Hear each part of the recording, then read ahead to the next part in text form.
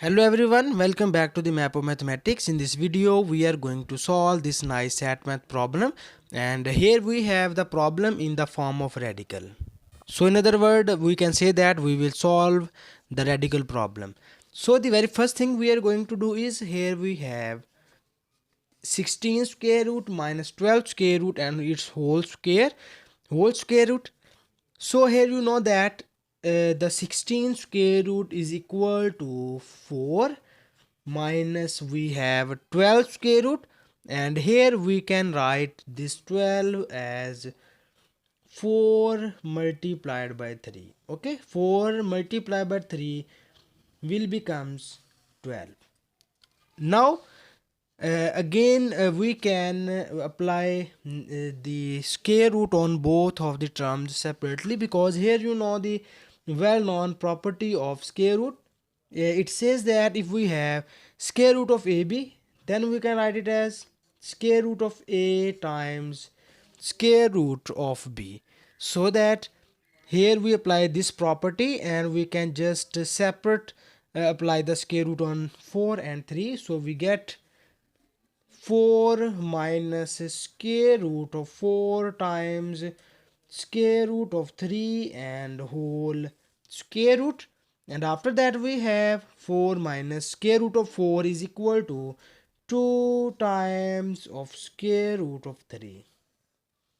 So now here we have the well-known identity, and you know that if we have a minus b whole square, so it is equal to a square minus 2ab and plus b square.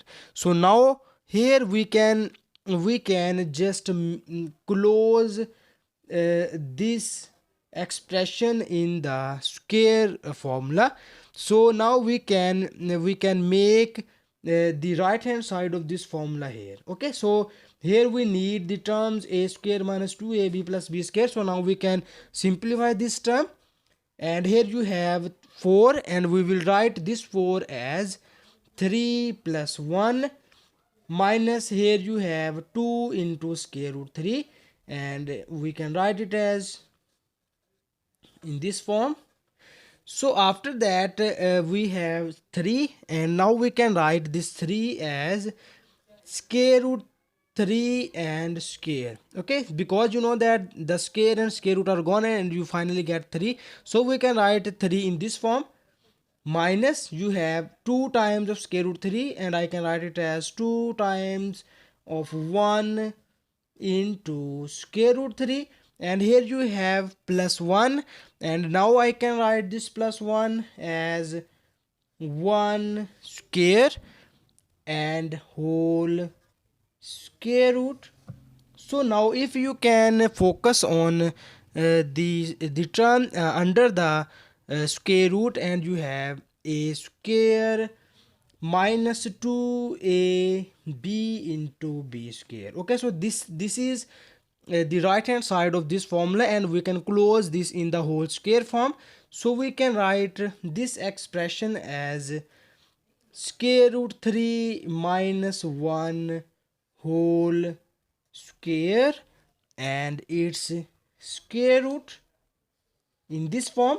So here you can see that this square and square root are gone, and finally we obtain square root 3 minus 1, and this is the our final answer.